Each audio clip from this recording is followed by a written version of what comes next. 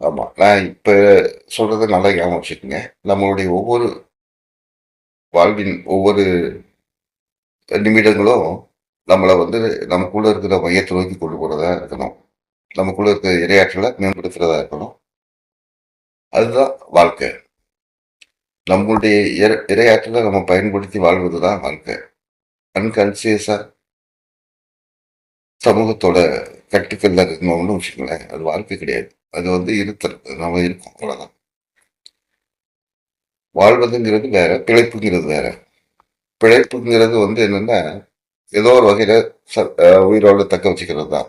அந்த நிலையில தான் இப்ப இருக்க பொதுவா பெருவாரியான மக்களோட நிலை இருக்கு.